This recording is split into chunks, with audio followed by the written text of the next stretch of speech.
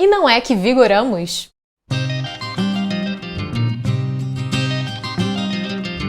Oi, eu sou a Dora e hoje eu tô aqui para falar sobre o livro Tem que Vigorar, do Gil do Vigor, que também é conhecido como a sua autobiografia.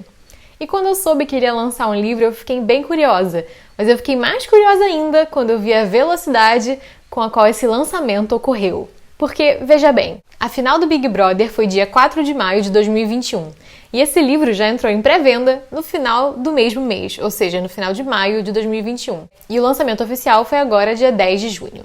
Ou seja, em menos de um mês, Gil do Vigor conseguiu escrever a sua autobiografia. Parece um pouco estranho, não é mesmo?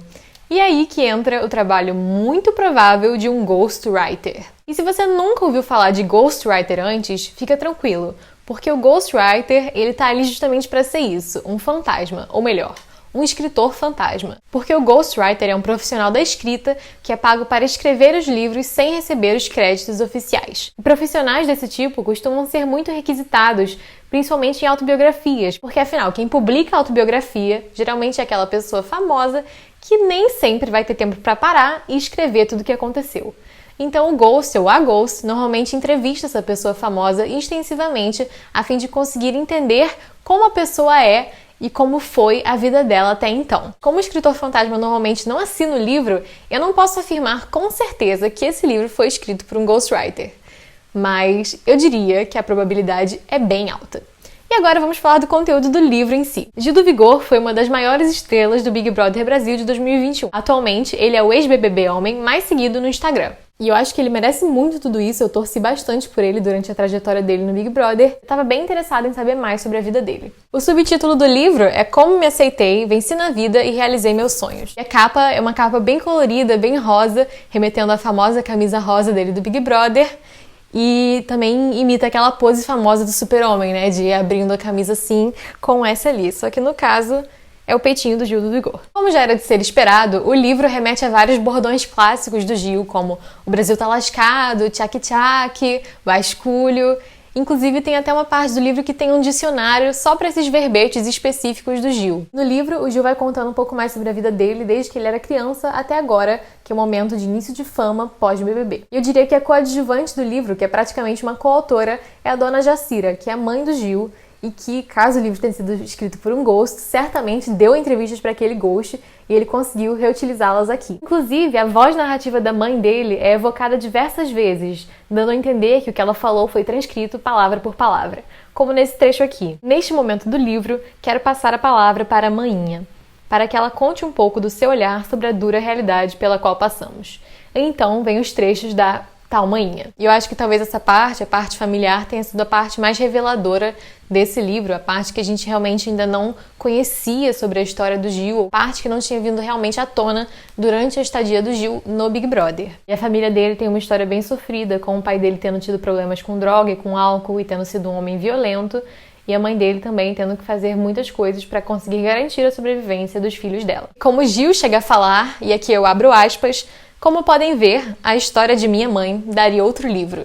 E daria mesmo. Arrisco a dizer que talvez fosse até um livro mais interessante do que o do Gil, só porque ela realmente já teve mais tempo para viver tudo aquilo que ela viveu e processar.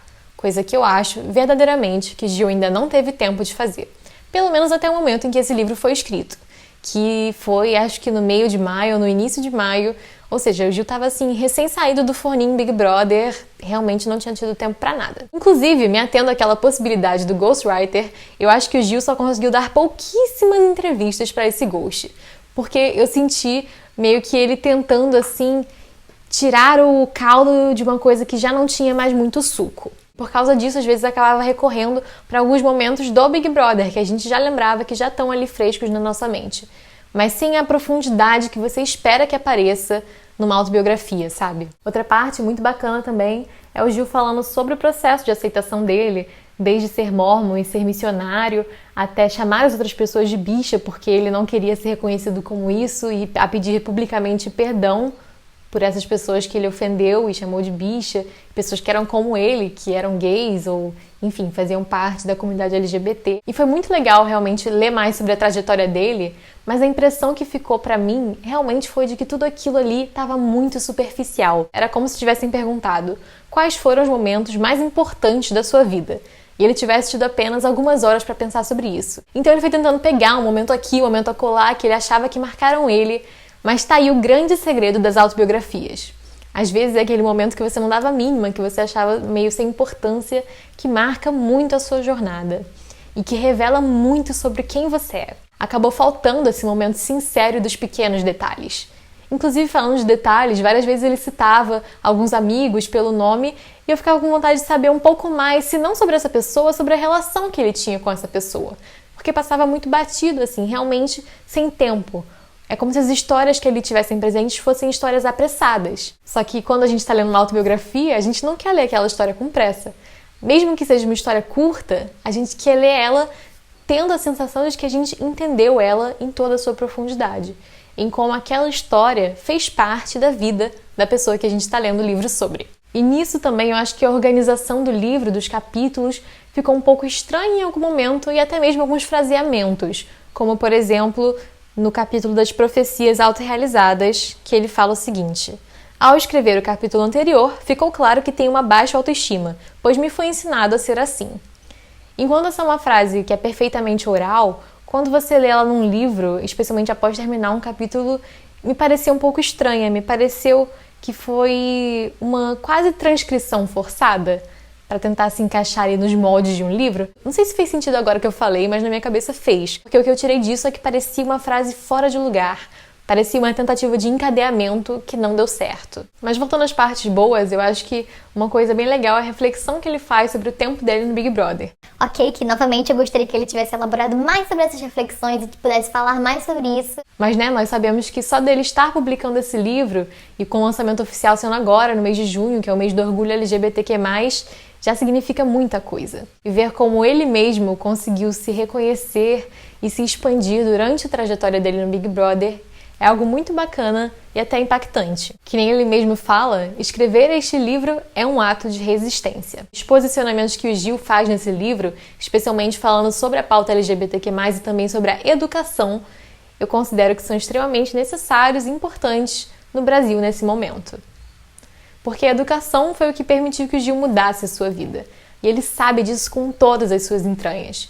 Desde o momento que ele agradece as merendas da escola, que conseguiam alimentar ele quando ele não tinha o que comer, até o momento em que ele está na escola e a professora incentiva ele com a matemática, até o momento em que ele chega na faculdade, aquele lugar que ninguém falou que ele podia chegar, e ele vai pro Big Brother sem saber se vai conseguir passar pro PhD, e finalmente passa sem nem saber. Enfim, você realmente percebe como a educação teve um poder drástico de mudança na vida dele. E não só na vida dele, como a de todos os brasileiros.